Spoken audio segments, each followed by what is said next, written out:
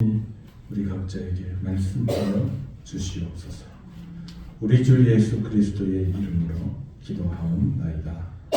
아멘.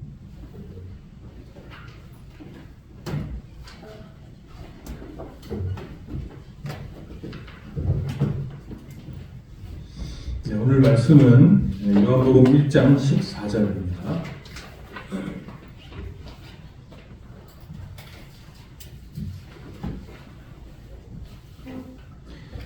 요한복음 1장 14절 우리 한 목소리로 읽겠습니다.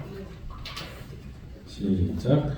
말씀이 육신이 되어 우리 가운데 거하심에 우리가 그의 영광을 보니 아버지의 독생자의 영광이요 은혜와 진리가 충만하더라. 아멘.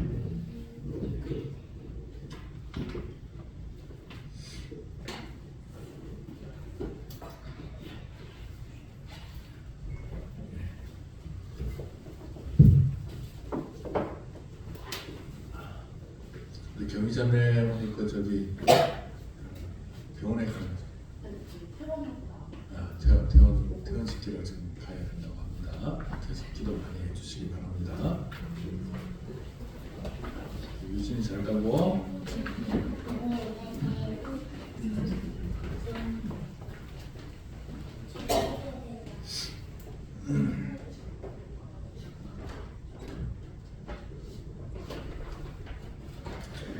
자, 우리 이제 오늘은 이 성육신에 대해서 같이 나누려고 합니다. 조금 이따 시작하죠.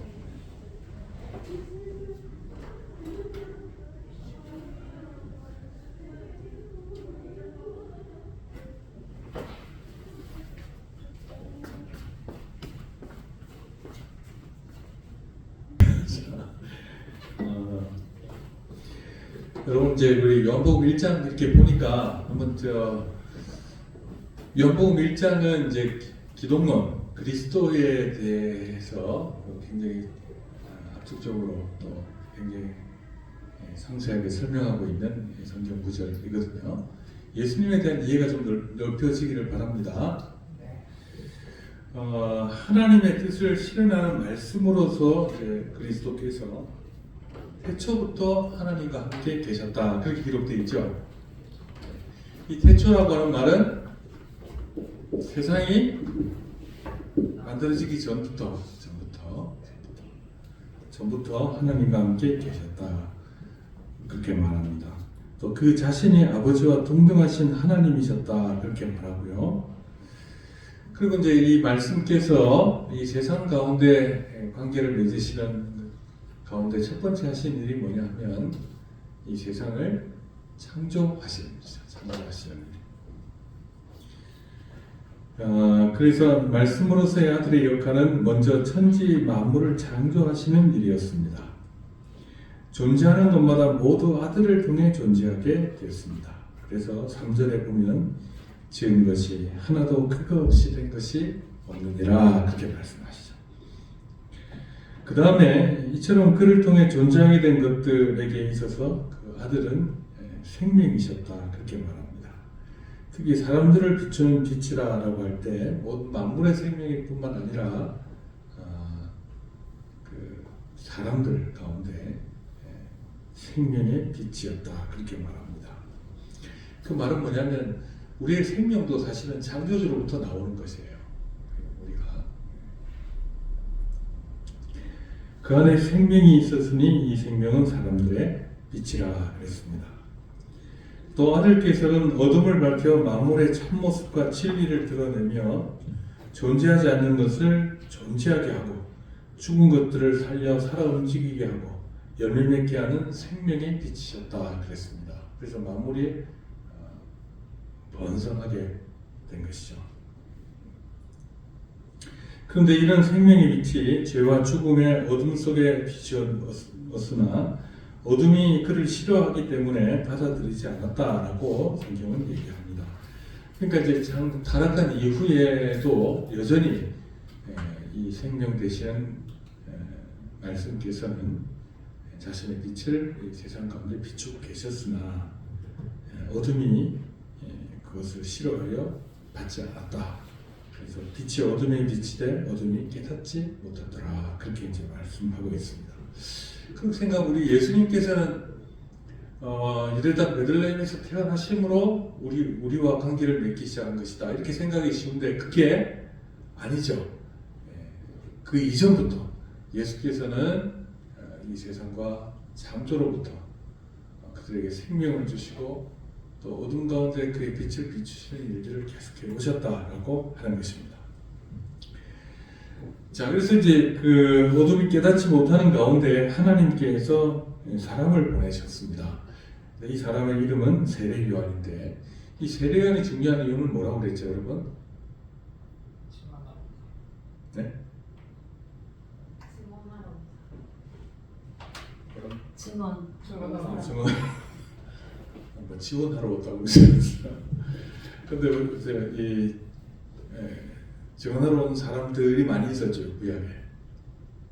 구약 선지자들, 그 빛에 대하여, 그리스도에 대하여, 하나님에 대하여 증거로 왔으나 이걸 받지 않았는데 이 세례 요한이 왔다는 것의 의미는 뭐냐면 그리스도께서 육신으로 오시기 전에 온 마지막 선지자였다라고 하는 것입니다. 그러니까 구약 시대의 마지막 사람이다 하는 것이죠.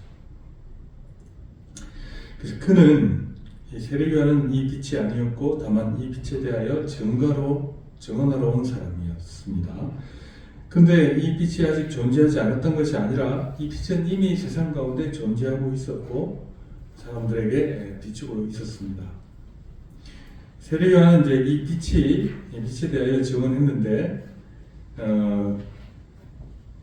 그가 증거하는 그 순간에도 참빛은 존재하셨을 뿐만 아니라 끊임없이 세상 안으로 들어와 사람들에게 비치고 계셨습니다. 그러니까 이 요한이 증거하는 것은 예수께서 이 생명의 말씀께서 새롭게 지금까지는 안 계셨다가 새로 이 세상 가운데 말씀을 증거하기 위해 오셨다라고 하는 것이 아니라 이미 계셨던 그분을 증거하러 왔다 하는 것입니다. 근데 이제 요한을 위시하여 구약의 모든 선지자들은 태초부터 존재하는 이 빛을 증거하였습니다. 그들의 증거를 통해 말씀이며 생명이며 빛이신 그분은 세상에 들어와 계시면서 일하고 계셨다. 그때 이미 일하고 계셨다라고 하는 것입니다. 그런데 세례 요한과 구약 선지자들은 참빛이 이 세상에 이미 존재하시다는 것만 아니라 장차 세상에 오실 것을 예언했다 하는 것이죠. 세례 요한뿐만 아니라 구약 선지자들도 이 빛이 세상 가운데 들어오실 것이다. 지금까지도 계셨으나 그 존재 방식에 있어서 아주 특별한 모습으로 이 세상에 들어오실 것이다 하는 것을 증거했다라고 하는 것입니다. 참빛이 이 세상에 들어오실 것이라는 증언은 매우 특별한 것일 수밖에 없었습니다. 왜냐하면 지금까지는 선지자의 증언을 통해 그가 역사 속에 증거되었다고 하면 세상에 오신다고 하는 예언은 그것과는 전혀 다른 방식의 특별한 오심을 말하는 것이었기 때문입니다. 이것은 태초부터 있어온 하나님의 계시의 역사에 획기적인 변화가 생긴 것을 말합니다. 하나님의 계시의 역사가 선지자들을 통해 쭉 이어져 왔죠. 맞죠? 그 세례 요한도 주님께서 공생애를 시작하기 전에 나와서 그가 오실 것에 대해서 증언을 했습니다. 근데 이제 그 이후로는 육신을 입고 오신 그리스도께서 본격적으로 공생애를 시작하시면서 계시에 있어서 새로운 장을 열기 시작한 것입니다. 그러니까 여러분 예수님은 그 자체가 계시예요. 하나님께서 세상을 어떻게 보시는지 또 우리를 어떻게 보시는지 또 예수님의 말씀을 통해 전하신 마지막 때에 어떤 일들이 일어날 것인지 또 구원의 방식이 어떠한 것인지 하는 모든 것에 있어서 계시였다. 구약에 이 계시가 전혀 없었다 하는 것은 아니라 이제 실제로 그 계시를 이루실 분으로서 그리고 남은 계시들을 성취할 분으로서 예수께서 오셨다라고 하는 것입니다. 요한 사도는 그것을 참빛이 육신이 되어 우리 가운데 거하시게 된 것이라고 오늘 이제 본문에서 말하고 있죠. 육신으로 우리 가운데 거하시게 된 것이라고 말하고 있습니다. 이 일은 오랜 계시의 역사를 마감하는 특별한 사건이었습니다. 히브리서 1장 1절에서 2절을 보면 옛적의 선지자들을 통하여 여러 부분과 여러 모양으로 우리 조상에게 말씀하신 하나님이 이 모든 날 마지막에 아들을 통해서 우리에게 말씀하셨느니라. 그렇죠. 그러니까 예수님이 오셨다고 하는 것은 계시 역사에서 획기적인 전환이에요. 이제 실체가 오셨고 구약에서 쭉 말했던 구원의 방식이 성취되는 일이 이제 구체적으로 일어나기 시작한 것이다. 일어나는 것이다. 하는 것이죠. 자, 그러니까 이제 오늘 지금까지 이제 일들은 우리 지난주에 제목이 혹시 뭔지 아십니까, 여러분? 그리스도께서 오시기까지였죠, 그죠? 오시기까지였어요. 이제 오시는 그 일을 얘기를 하고 있는 것입니다. 자, 성육신에 관한 대표적인 성경 구절은 요한복음 1장 14절입니다. 말씀이 육신이 되어 우리 가운데 거하시매 우리가 그의 영광을 보니 아버지의 독생자의 영광이요 은혜와 진리가 충만하더라 그랬습니다. 자, 말씀이 육신이 되었다 하는 부분부터 차근차근 이 구절을 한번 살펴보겠습니다.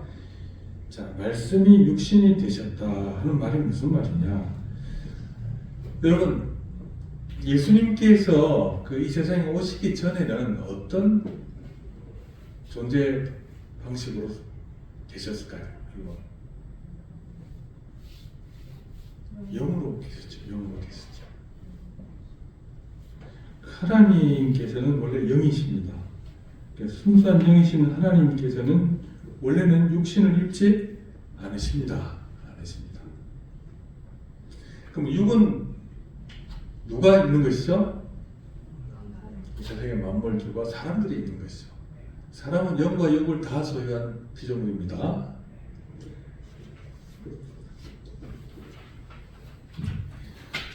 이와 같이 본래 영이시고 육을 가지지 않으신 참 하나님께서 육신을 가진 참 사람이 되셨다. 그게 이제 성육신이죠. 저 옛날에 이제 성육신 하면 거룩할 성자 들어가는 성육신인 줄 알았어요. 근데 성육신 한자로 어떻게 쓰죠, 여러분? 네, 이룰 성자. 육신이 되셨다. 그 말이에요. 육신이 되셨다. 자, 그래서 육신을 입으셨는데 그럼에도 불구하고 육이 가진 부패한 육적 성품을 가지고 태어나신 것은 아니었다라고 하는 것이죠. 아니었다. 그 죄 가운데 오셨으나 그 안에 원죄를 갖고 오시지는 않으셨다. 그 말이에요. 그러니까 죄가 없으셨다 하는 것입니다. 이 사실을 이제 히브리서는 한번 읽어보시죠. 히브리서 4장 15절 시작. 우리에게 있는 대지사장은 우리의 연약함을 동정하지 못하실 리가 아니요 모든 일에 우리와 똑같이 시험을 받으신 이로되 죄는 없으시니라. 그렇죠. 예수님께서 오실 때 성령으로 잉태되셨다고 하죠, 그죠? 그래서 성령으로 잉태되심으로 인하여 원죄 없이 이 세상에 태어났으나 또 누구를 통해 태어났죠? 마리아를 통해 태어났죠. 그러니까 예수님은 또한 온전한 인간으로 태어나신 것이다. 그 말이에요. 인간. 왜 인간이 되셔야 될까요?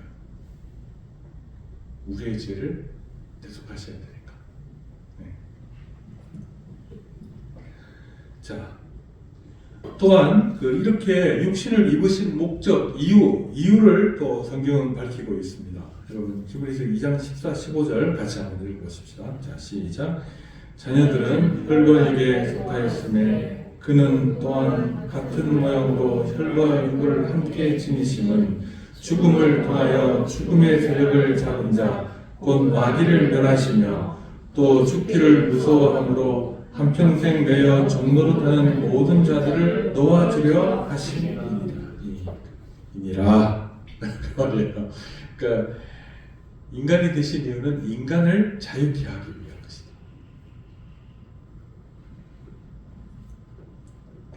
그래서 이 그리스도께 이 말씀이신 그리스도께서는 육신을 입고 이 세상에 오셨다. 인간이 되셨다. 육신을 입었단 말이 조금 모호할 수 있습니다. 단지 입으신 것이 아니라 인간이 되셨다. 그렇게 말하고 있는 것이죠. 자, 그 다음에 우리 가운데 거하심에 이런 말이 있죠. 자, 성육신하신 말씀께서는 그의 백성과 그의 제자들 안에 거하셨습니다. 지금 우리 안에도 거하십니다. 여기서 거하심에라는 말은 장막을 친다는 의미를 갖고 있습니다. 하나님께서는 영이시기에 거처에, 즉 시간과 공간에 제한받지 않으십니다. 그러나 이제는 모든 제약을 받으시면서 한 사람으로 이 땅에 거주하시게 된 것입니다. 구약 시대에도 하나님께서는 사람들과 함께 동행하신 일이 성경 곳곳에 언급되어 있지만 이제 말씀이 육신이 되어 우리 가운데 거하게 된 것은 이전 시대에는 경험할 수 없는 특별한 일이었습니다.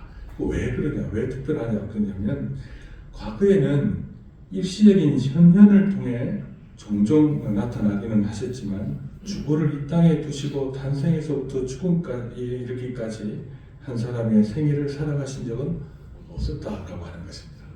그러니까 예수님께서 오셔가지고 잠깐 나타나셨다가 기적을 행하시고 또 사라지시고 이렇게 한 게 아니라 우리가 똑같이 이 세상에 모태를 통해 태어나시고 어릴 적 갓난아기 젖먹이로 사시고 그 다음에 이제 장성하시고 그 다음에 이제 공생애를 이루시고 죽음까지도 우리와 같이 경험하시고 그 다음에 이제 부활하신 것도 장차 우리가 당할 일들을 겪으시고 그렇게 하시고 하늘에 올라가 계시다 그 말이에요. 그러니까 순간순간 하나님의 존재가 인간의 어떤 그 모습을 가지고 잠깐 나타나시는 것이 아니라 그냥 한 인생을 사신 것이다 그 말이에요. 주님께서 그 장막을 치셨다라고 하는 말의 의미가 그것입니다. 자, 이 말이 갖는 의미를 이제 요한사도는 이렇게 얘기합니다. 자, 그 같이 요한일서 1장 1절 2절 같이 읽어보십시다. 시작. 태초로부터 있는 생명의 말씀에 관하여는 우리가 들은 바요 눈으로 본 바요 자세히 보고 우리의 손으로 만진 바라. 이 생명이 나타나신 바 된지라. 이 영원한 생명을 우리가 보았고 증언하여 너희에게 전하노니 이는 아버지와 함께 계시다가 우리에게 나타나신 바 된 이시니라. 그러니까 예수님께서 인간 비슷한 존재, 또 잠깐 환상적으로 계시다가 잠깐 있다가 사라지시고 이런 것이 아니라 우리가 똑같은 인생으로 사셨다고 하는 것을 누가 본 것이죠? 요한 사도가 본 것이죠. 사도가 봤어요. 우리가 똑같이 사셨다는 거예요. 근데 그 안에 뭐가 있었다는 것이죠? 하나님의 영광이 있었다라고 하는 것입니다. 그래서 이제 2절에 보면 이 생명이 나타나신 바 된지라 이 영원한 생명을 우리가 보았고 또 증언한다. 그렇게 요한 사도가 얘기를 하고 있습니다. 그러니까 하나님께서 우리가 똑같은 인간이 되셨다는 것을 요한이 증언하고 있는 거예요, 여러분. 그렇다고 하면 여러분 하나님 멀리 계신 게 아니죠. 우리가 그 시대 살았으면 그분을 볼 수 있었다는 거예요. 만질 수 있었다는 거예요. 하나님이 그렇게 하셨다는 거예요. 자, 그의 영광을 보니라는 말이 또 있죠. 이 보다라는 말은 육안으로 그냥 보는 걸 말해요. 보는 걸 말해요. 그래서 따라서 영이나 마음의 힘으로 영적 통찰을 표현하는 데 쓰이는 말이 아닙니다. 이 보다라는 말은. 그러므로 말씀이 육신을 입고 오셨을 때 그를 누구나 육안으로 볼 수 있었다는 것입니다. 그럼에도 요한 사도는 그들이 본 것은 인간으로 오신 예수 그리스도 안에 내재된 신적 영광이었다라고 증언하고 있는 것입니다. 여러분, 예수님을 육안으로 볼 수 있다는 그것이 굉장히 특권일 수 있죠. 근데 반대로 이게 문제가 될 수 있어요. 자, 이렇게 육안으로 볼 수 있는 것으로 인해 사람에게는 두 가지 상반된 결과를 가져올 수 있습니다. 하나는 눈으로 볼 수 있기 때문에 그의 영광의 광채를 볼 수 없게 되는 것입니다. 육체 눈으로만 보니까. 왜 그러냐면 그저 평범한 사람으로 그리스도를 보기 때문입니다. 그러니까 예수님이 하나님이신 줄을 모른다는 거예요. 다른 하나는 뭐냐면 육안을 통해 현실 속에 나타난 그리스도의 삶을 보는 것을 통해 그 안에 담겨진 영광의 현실을 성령의 인도하심 가운데 깨닫게 되는 것입니다. 그러니까 똑같이 봐요. 똑같은 사람은 똑같이 보니까 사람이네. 그렇게 한 사람이 있고 어떤 사람은 예수 그리스도를 가까이 보면서 이분은 하나님이시구나 하는 것을 알게 되는 거예요. 그런 얘기들이 요한복음에 많이 나오죠. 많이 나오죠. 도마 같은 경우는 나중에 예수님 손에 난 상처를 만져보고는 나의 주 나의 하나님이시여 그렇게 고백을 합니다. 그러니까 성령께서 인도하심을 받으면 평범한 인간의 모습 가운데 하나님의 그 나타나심을 보게 되는 것이죠. 따라서 그에게 눈으로 보는 것은 믿을 수 있는 기회가 됩니다. 그런 사람들에게는. 자, 그 육안으로 볼 수 있는 모습으로 오셨을 뿐만 아니라 그리스도 안에 있는 신적인 영광이 이제 있었는데 이 신적 영광은 이제 여러분 헬라어로 뭐라고 하죠? 여러분 이거 여러분 들어보셨을 건데 그 헬라어로 독사예요. 독사. 우리 독사를 말하는 게 아니고 이제 의미가요. 하는데 독사. 광채, 광희, 위험 등의 의미를 갖고 있습니다. 자, 구약에서는 이걸 카보드라고 이제 씁니다. 근데 이 구약적 의미의 카보드의 의미는 뭐냐면 이런 거예요. 여러분 보십시오. 어마어마하게 큰 물건이 있죠. 물건이 있어요. 어마어마하게 큰 물건이 있어요. 우리 뭐 빌딩보다 더 큰 물건이 있어요. 그러면 사람들 이걸 옮겨야 된다 그러면 어떤 느낌이 들까요? 이걸 어떻게 옮겨? 생각이 들죠. 그다음에 어마어마하게 많은 것들이 이렇게 쌓여 있어요. 그렇다 이걸 이제 사람들이 볼 때 위압감을 느끼죠. 그래서 사실은 이 영광이란 말은 엄청난 무거움을 나타낼 때 쓰는 말이에요. 카보드라고 하는 말이. 그러니까 이제 하나님의 영광은 그것을 경험하는 사람이 감당하기 힘든 위압감을 느끼게 하는 어떤 것이다 그 말이에요. 그래서 평범한 사람들의 모습 속에 담긴 영광을 접하는 자는 쓰러져 나를 떠나소서라고 외칠 수밖에 없는 상태를 주는 것입니다. 그러니까 이제 예수님의 모습을 온전히 알게 됐을 때 주여 나는 죄인이다 나를 떠나소서라고 하는 일들이 일어난다는 거예요. 감당할 수가 없습니다. 그 영광을 감당할 수가 없어요. 실제로 사람은 하나님의 영광을 보고 꼬꾸라져 살 수 없다고 외치는 것을 성경에서 종종 발견합니다. 구약의 이사야 선지자는 그때 내가 말하되 하루다 나여 망하게 되었도다. 망하게 되었다는 말은 멸망하게 된다 그 말이에요. 나는 입술이 부정한 사람이여 나는 입술이 부정한 백성 중에 거주하면서 만군의 여호와이신 왕을 배웠음이로다 하였더라 그랬습니다. 그러니까 이 요한이 이제 돌이켜 봤을 때 그도 그리스도께서 영광을 나타내실 때마다 그는 마치 감당할 수 없는 무게와 두려움을 느꼈다는 거예요. 그게 이제 하나님의 영광이 드러났을 때 인간이 이제 보이는 반응이다라고 하는 것이죠. 그래서 하나님의 영광이 그 그리스도 안에 있었다. 우리가 그의 영광을 보니 엄청난 영광을 느끼고 보니까 그 실체가 무엇이었다는 얘기죠? 아버지의 독생자의 영광이었다 그 말이에요. 하나님의 영광이었다. 그 말이죠. 자, 독생자는 그냥 외아들로 이렇게 단순히 번역하지 않습니다. 여러분, 이제 번역되는 말이 아니에요. 여러분, 독생자를 뭐라고 한다 그랬죠? 여기 보면 모노게네스. 모노란 말은 여러분 하나를 말하죠. 유일한 거. 옛날에 음악 스테레오가 있고 모노가 있었잖아요.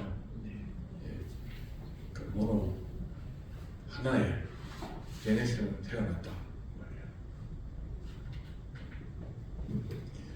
그 모노게네스, 독생자라는 말은 단순히 외아들이라는 뜻이 아닙니다.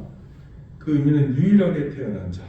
따라서 독생자는 이 세상에 어떤 존재도 가질 수 없는 하나님과의 유일한 관계를 맺고 있는 자라는 의미입니다.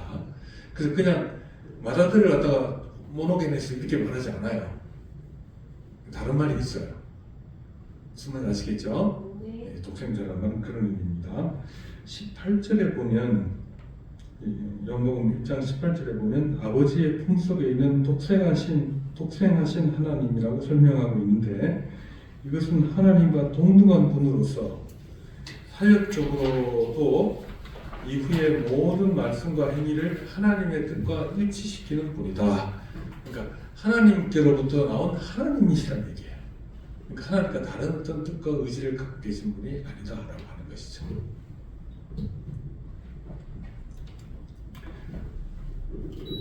자, 그리고 오늘 저 구절 마지막 구절은 뭐라고 되어 있죠? 은혜와 진리가 충만하더라 했습니다. 그럼 은혜와 진리라는 말은 우리에게 익숙합니다. 은혜와 진리라는 이 표현은 이제 두 가지가 개별적으로 의미를 가진다고 볼 수 있죠. 그러니까 이 같이 있었을 때는 이렇게 의미를 볼 수 있어요. 뭐냐면 은혜와 진리니까 참된 은혜다, 이런 의미로 볼 수 있어요. 참된 은혜. 그럼 또 그에게는 은혜가 충만한데 이는 참되다, 온전하다. 이에게는 은혜가 충만한데 그 은혜는 참되고 온전하다 하고 이제 의미를 해석할 수가 있습니다. 그러므로 은혜와 진리는 하나님께서 그리스도를 통해 이루실 하나님의 참된 계획입니다. 그러니까요, 은혜와 진리는 육신으로 오셨죠, 그죠?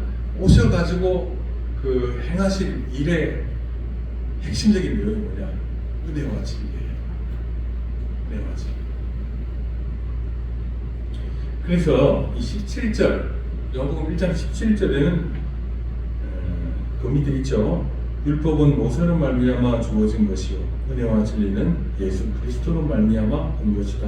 그래서 이 은혜와 진리를 율법과 대비시키고 있습니다. 그러면 이 은혜와 진리의 내용은 뭐겠냐면 복음이에요. 복음. 또 하나님의 공의와 사랑 이런 것들이 있으니까 십자가에 달려 죽으심으로 우리를 구원하시겠다고 하는 의미를 은혜와 진리로 말하고 있는 것이에요. 이것은 구약 시대의 율법과 대비되는 것이다. 이렇게 말하고 있습니다. 따라서 그리스도께서는 영적인 하나님의 나라에 속한 것들을 자기 안에 충만히 가지고 계셨고 자신의 육신을 입고 오심으로써 하나님의 구원의 방법이 그를 통해 충만히 드러났다는 것입니다. 어떻게 인간을 구원하시겠느냐 하는 것이 그전에도 알려져 있었으나 충만하게 이제 완전하게 드러났다. 이처럼 세상을 향한 하나님의 구원 방법이 진정한 구속주요 메시아이신 그리스도를 통해 드러남으로 인해 사람들은 하나님의 은혜로운 뜻과 유일한 길이요 진리이신 그리스도 안에서 영광을 보게 됐다라고 하는 것입니다. 그러니까 그리스도를 통해 하나님께서 뭘 하시려고 하는지, 인간을 어떻게 구원하려고 하시는지 하는 것이 완전히 이제 드러나게 됐다. 이렇게 말하는 것이죠. 자, 그럼 이제 지금까지 했던 걸 쭉 보니까 이 구절의 의미는 아시겠죠, 여러분? 한번 정리해 보십시오. 그러면 은혜와 진리 안에 살아가는 삶, 적용을 좀 보겠습니다. 먼저 그리스도의 신성과 인성이라고 하는 것이 사실 굉장히 어려운 부분이 맞아요. 요한이 예수님을 봤을 때 처음 본 것은 뭘까요? 예수님의 인성이겠죠, 그죠? 사람으로서의 모습이겠죠. 그러니까 그분과 동행하면서 살다 보니까 뭘 알게 되죠? 아, 이분은 하나님이시구나. 알게 되는 것이죠. 그리고 나중에 알고 보니까 이분은 하나님이셔야 된다. 이 결론을 내리게 됩니다. 자, 성육신은 말씀이신 성자 하나님께서 우리에게 오신 것입니다. 그 의미는 참으로 크고 놀랐습니다. 무엇보다 하나님이 사람이 되실 수 있는가의 문제는 고대 교회 안에서 굉장한 논쟁거리였습니다. 그리스도는 신성과 인성을 모두 가지신 한 위격이라는 것. 위격이라는 말은 영어로 펄슨이죠, 그죠? 헬라어로는 페르소나예요. 인격, 역할, 인격. 위격은 이라는 그 자체가 신비입니다. 그리스도 안에 그러면 한 인격 안에 뭐가 있었다고요? 신성과 인성이 같이 있었다. 이걸 어떻게 이제 이해하냐 할 때는 사람들은 이제 본대로 느낄 때는 어떨 때는 그냥 사람인 줄 알았는데 처음에는 나중에 알고 보니까 하나님이시구나 이걸 알게 되는 과정이 있겠죠. 그러니까 이제 그 경험들을 통해 가지고 예수님을 어떤 분이신가를 이제 규정을 하게 되지 않겠어요, 사람들이. 그렇죠? 그런데 이제 보니까 결론은 뭐냐면 이분이 참 하나님이시고 참 사람이신데 어떨 때는 하나님이셨다가 어떨 때는 사람이셨다가 이렇게 왔다 갔다 하시는 분이시냐? 아니라는 거예요. 그냥 한격 속에 계셨는데 우리가 볼 때 어떨 때는 하나님의 모습이 확 드러나고 어떨 때는 인간의 모습이 드러나셨다는 거예요. 근데 이 사이에 아무런 충돌이 없어요. 갑자기 막 변화산에서 내려오셔가지고 변화되시죠, 그죠? 내려오셔가지고 갑자기 예수님 말씨가 바뀌고 막 보는 눈이 다 바뀌고 사람을 대하는 것이 달라지고 이러셨냐? 아니라는 거예요. 똑같다. 그 다음에 변화산에 변화되셨을 때도 예수님의 인격에는 변화가 없으셨다고 했어요. 그래서 베드로가 뭐라 그랬습니까? 변화산에서 변화된 주님의 모습을 봤을 때 주여 여기 장막 셋을 짓고 하나는 주님을 위해 하나는 엘리야를 위해 하나는 모세를 위해 장막을 지으십시다. 여기가 좋사오니 그랬잖아요. 근데 예수님께서 아니다, 넌 여기 아니야 그렇게 말씀하시잖아요. 예수님의 인격에는 변화가 없어요. 그러나 그의 모습 속에 신성과 인성을 함께 가지고 있는 것을 맞았다는 거예요. 자, 그런데 이제 교회가 참 세워지고 몇 년도에 세워졌을까요, 교회가? 초대교회 창립일이 언제일까요, 여러분? 우리는 2010년도죠. 언제 세워졌을까요? 교회 예수님 모시고부터 뭐 세워졌다고 말할 수도 있으나 공식적인 창립일은 오순절로 봅니다. 오순절. 왜 그러냐면 똑같은 오순절 때 어떤 일이 구약에 있었냐면 율법을 받는 일이 있어요. 출애굽 해가지고 세례도 받고 홍해도 건너고 그다음에 시내산 밑에서 율법을 받는 일이 있어요. 그날이 동일한 날이에요. 오순절. 그러니까 그때니까 이제 하면 뭐 한 30년, AD 30년 정도 되지 않겠습니까? 그 사이에 이제 박해를 받으면서 신앙을 시키고 예수는 주님이시고 예수는 그리스도시고 이걸 고백하면서 신앙생활을 하지 않겠어요? 그 다음에 그러니까 이제 사도들이 이제 죽어가니까 사도들이 뭘 썼냐면 성경을 기록했죠. 성경을 이제 보면서 예수님에 대해서 우리가 믿고 신앙을 갖고 성령께서 그 가운데 역사하시고 교회가 점점 번창해가고 이런 일이 있었잖아요. 그죠? 있었죠. 자, 그런데 한 400년쯤 된 300년, AD 310년에서 390년 사이에 미국에서는 아폴리나리스라고 하는 사람이 있었습니다. 그러니까 한 300년 정도 지났죠. 교회가 세워지고 나서. 그러니까 이제 생각들을 하는 거예요. 우리 생각들이 조금 막 동일한 예수님을 믿는 신앙을 막 갖고 얘기를 하는데 얘기를 잘 들어보면 조금씩 다른 얘기를 하는 거예요. 그렇죠? 예. 근데 이제 아폴리나리스라는 사람이 이상한 얘기를 막 하는 거예요. 뭐라고 했냐면, 그리스도 어떻게 사람이면서 하나님이실 수가 있는가?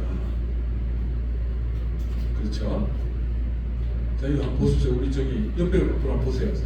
사람인 것 같아요? 하나님인 것 같아요?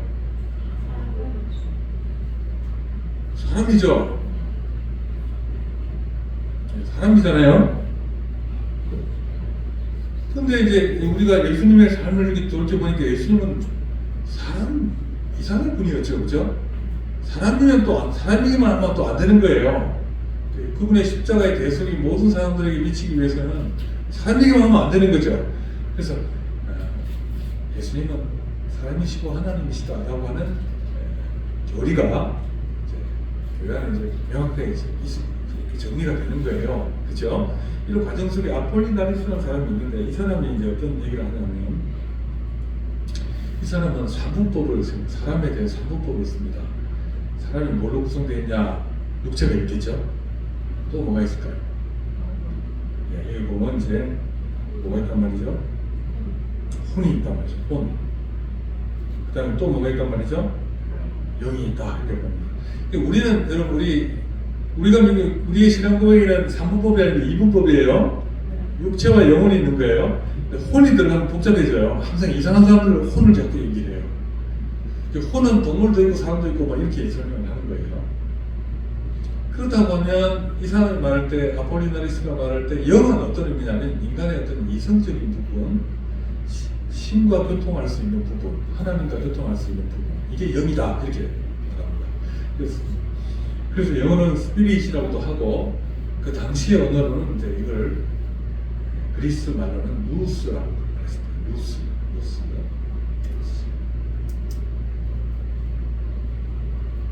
그리고 누스라고 하는 그리스 세계 철학사 이렇게 보면 그리스 철학을 읽어보면 누스가 되게 많이 나옵니다, 여러분. 누스에 대한 개념이 다 틀려요.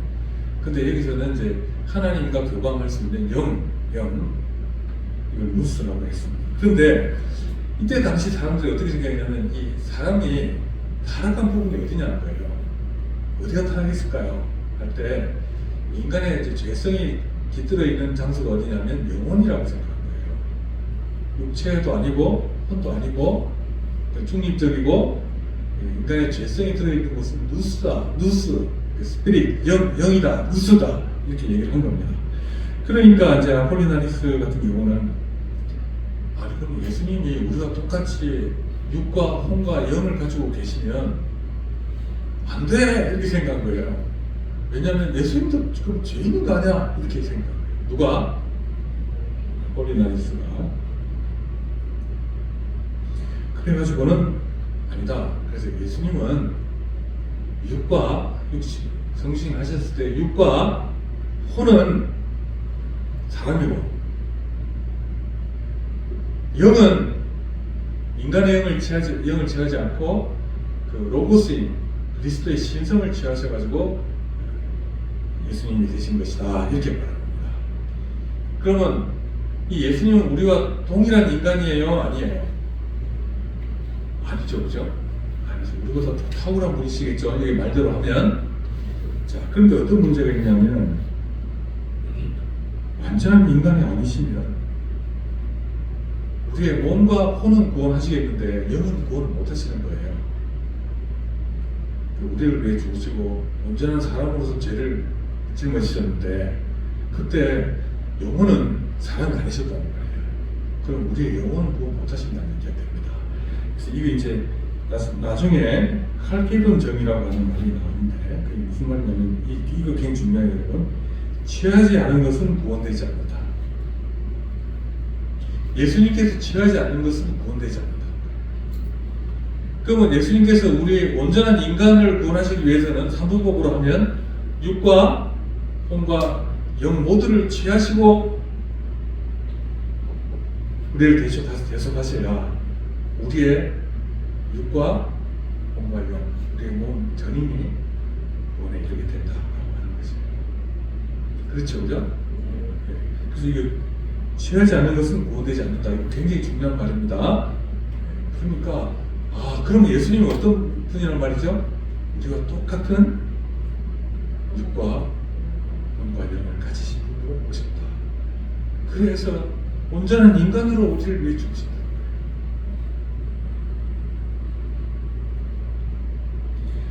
자, 그러나 이제 예수님의 그 누스는 범죄하지 않았죠, 그렇죠? 범죄하지 않은 영이었다. 그래서 성령으로 이렇게 되시다면 그런 분입니다. 근데 옛날에 저 칼빈 시대 때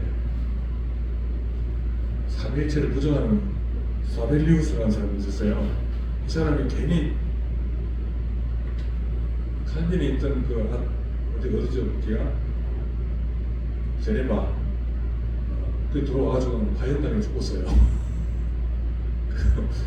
그때는 종교와 국가 이념이 같은 거였으니까 들어와가지고 삼일체를 부정하고 또 돌아다니니까 잡혀가지고 화형당했습니다. 그래서 이제 칼빈을 굉장히 살인자다 이렇게 막 얘기하는 게 그 얘기인데 실제로 그 법을 집행한 사람은 시당이지 칼빈이 아니에요. 근데 이 사람하고 또 고대 그때 당시에 제세례파라는 게 있습니다. 지금 침례교는 다릅니다. 제세례파라는 사람들이 있어요. 이 사람들은 이 문제를 또 고민을 한 거예요. 그래서 어떻게 풀었냐? 이 사람은 이렇게 얘기합니다.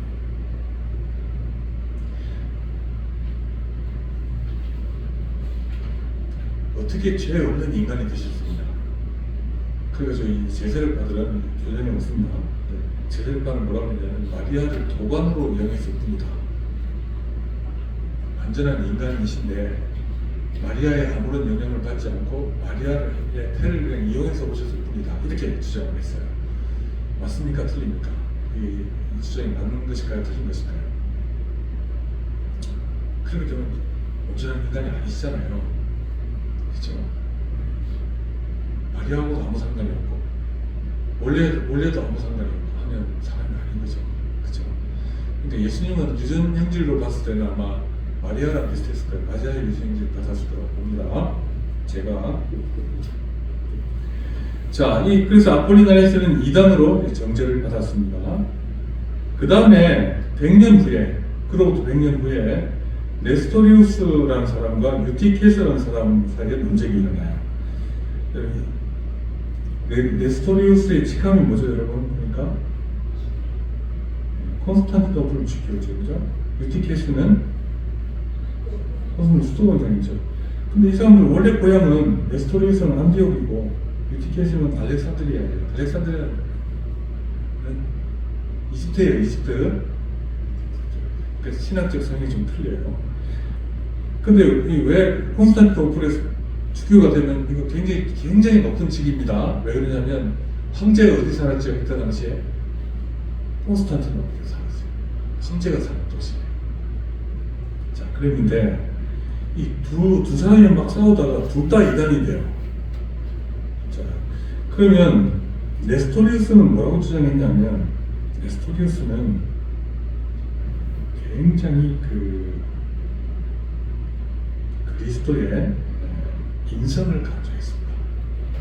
그러니까 말하자면 그리스도는 완전한 인간이시다는 걸 강조하다가 잘못된 길을 가는 거예요. 그래서 이제 네스토리우스 뭐라고 했냐면 그리스도의 신성과 인성은 철저히 구분된다. 그래서 인성과 신성은 구분된다. 그렇게 신성은 신성이고 인성은 인성이다. 근데 사실은 네스토리우스가 정치적으로 조금 밀린 경향이 있습니다. 그런데 그 네스토리우스의 그 주장을 계속적으로 확장시키면 어떻게 되냐면 예수님께서 신성과 인성을 가지셨는데 구별된다고 했잖아요. 그 맞는 말이죠, 그까지는. 근데 인격조차도 서로 신성과 인성의 교통이 없다고 주장한 거예요. 그러면 어떻게 되냐면 두인격이 되는 거예요, 두인격. 갑자기 어느 날은 신성으로 나타나시다가 갑자기 어느 날은 인성으로 나타나시고 두인격 사이에 교감이 없어요. 그러니까 인성으로 한 걸 뭐 잘 모르시고 막 우리가 생각하자면 이렇게 된다는 거죠. 그러니까 온전한 인간이시고 온전한 하나님이 아니시다라는 것이 되니까 네스토리우스는 그 두 위격을 주장한다는 것으로 인하여 정죄를 받았습니다. 그래서 이 문제가 어떻게 되냐면 예수님을 잉태한 출산한 마리아를 데오토코스라고 불렀어요. 사람들이. 데오토코스란 말은 데오란 말은 신이죠. 토코스는 어머니라는 뜻이에요. 그러니까 데오토코스는 뭐죠? 신의 어머니죠. 그 마리아는 데오토코스라고 불릴 수 있냐 없냐 그 문제예요. 여러분, 마리아는 데오토코스가 될까요, 안 될까요? 네? 되죠. 예수님이 그 태를 가지고 인성을 가지고 오셨으니까, 그죠? 근데 네스토리우스는 데오토코스라고 부르면 안 된다 얘기했어요. 신성과 인성은 구별되어 있으니까 마리아에 태어난 것은 그리스도의 인성일 뿐이다 이렇게 얘기한 거예요. 그래서 어떻게 불러야 되냐면 그리스토토코스라고 불러야 된다. 그 인간으로 오신 그리스도의 어머니다 이렇게 불러야 된다 이렇게 얘기했습니다. 그래가지고 이단으로 정죄가 됐습니다. 그 다음에 유티케스는 사실은 네스토리우스를 쫓아낸 사람이에요. 유티케스가 들어와가지고 또 이상한 얘기를 합니다. 이 사람은 인성이 신성 가운데 흡수되어 있었다. 네스토리우스는 인성을 강조하니까 유티케스는 신성을 강조한 거예요. 그래서 그리스도의 인성은 바닷물에 떨어진 한 방울의 꿀처럼 신성에 완전히 흡수되어 버렸다. 압도당해 버렸다. 그래서 결국 그리스도의 인성을 부정하게 되었습니다. 그래서 완전한 인간이신 그리스도를 부인하게 되죠. 그래서 이 유티케스 역시 이단으로 정죄된 것입니다. 이런 과정을 거치면서 여러분 우리가 뭘 알아야 되냐면 그러면 예수님의 신성과 인성은 어떻게 존재하는 것인가 하는 것에 대한 그 교회 안에서의 결론이 있어요. 그리고 우리가 고백하는 신앙의 내용이기도 합니다. 자, 그 마지막 단에 있는 이 논쟁들은 참 하나님이시고 참 사람이신 그리스도를 오해함으로써 생기는 것입니다. 만약에 그리스도께서 참되신 사람이 아니라면 우리를 대속하신 것은 불완전한 것이 됩니다. 그러므로 교회는 그리스도를 완전하신 하나님, 네스토리우스에 반대해서 그분 사람이기만 한 것이 아니고 완전한 하나님이시고 완전한 또 인간이시다. 유티케스의 주장이 아니라는 것이죠. 그래서 두 본성, 신성과 인성은 그 사이에서 혼합되지 않고 변화되지 않고 또 분리되지도 않는다. 두 속성 간의 교통은 있다고 보는 겁니다.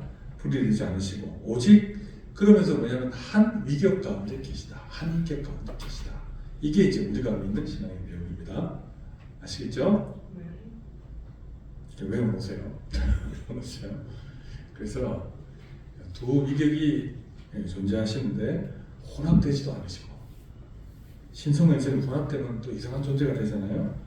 또 변질되거나 변화되지도 않으시고 또 서로 분리되지도 않으시고 그러시면서 한 위격 가운데 인격 가운데 계시다.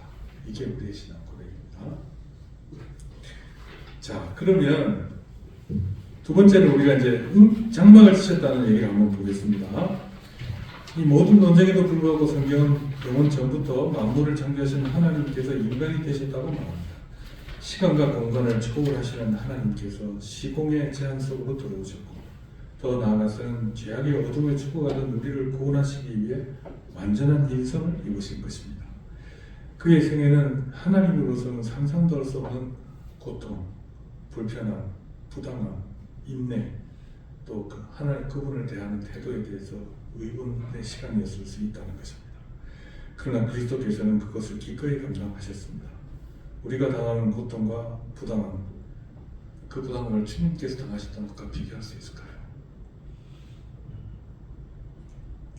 오늘 본문은 다음과 같이 말합니다.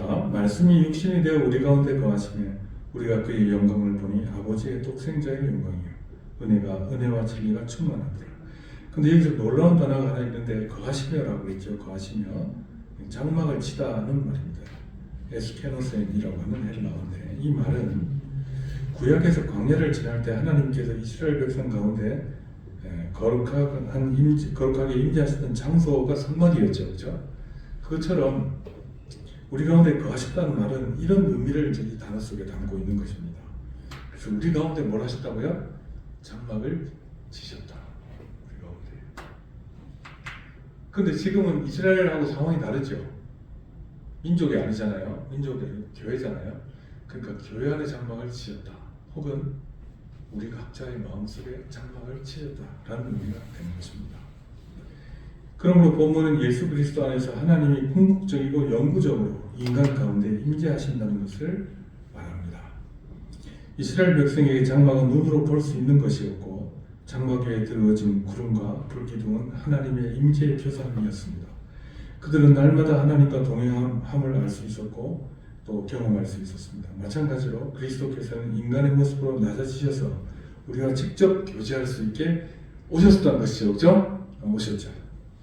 그리고 우리는 그리스도를 통해 계시된 것들, 그러니까 예수님께서 오셨다는 것도 우리에게 계시되어 있죠. 그렇죠? 하나님 이스라엘 백성 가운데 성막에 세우셨던 것이 예표라고 하면 예수님께서는 우리가 똑같은 모습으로 우리 가운데 사셨었구나 하는 것이 성경에 기록되어 있다는 거예요. 이스라엘 백성들이 장막 안에 임재했던 영광을 보았던 것처럼 볼 수 있습니다. 우리도 또한 그것을 통해 그리스도 안에 담긴 숨겨진 영광의 광채를 경험할 수 있는 것입니다. 그리스도에 오셨다는 사실을 믿음으로 주님께서는 우리 안에 계시고 그의 몸된 교회를 통해 신자들을 돌보십니다. 또한 신자들은 그리스도의 몸 안에서 하나님을 경험하고 참여하게 되는 것입니다. 그러니까 하나님의 실체는 우리 가운데 계시는 분이다 그 말이에요.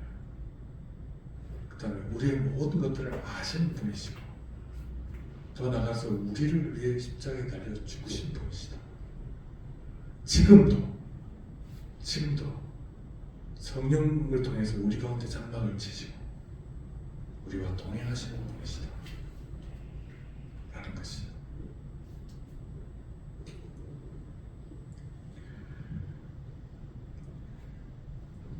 그리고 교회의 모습을 통해 우리 하나님을 온전히 알 수 있습니다.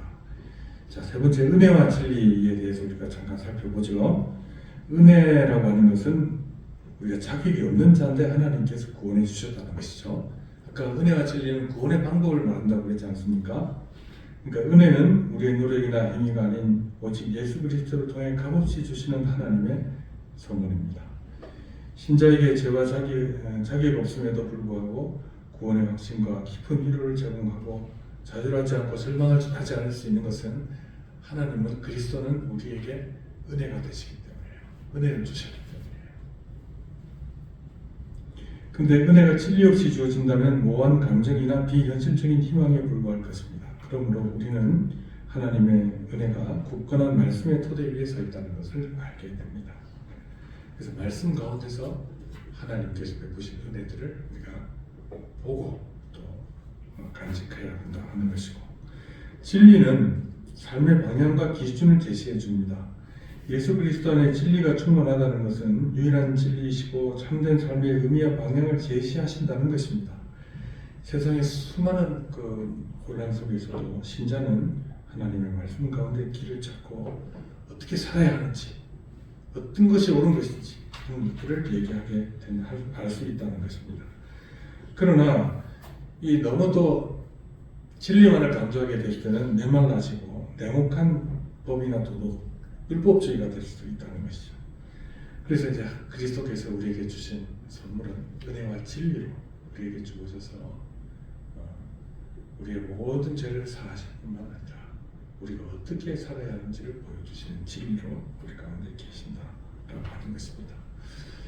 그래서 이 내용들이 이제 요한복음 전체 내용 속에 구체적으로 하나씩 이제 들어가게 되는데, 우리가 독생자의 영광을 보니 은혜와 진리가 충만했다라고 하는 것은 바로 이런 의미들을 말하고 있는 것이죠.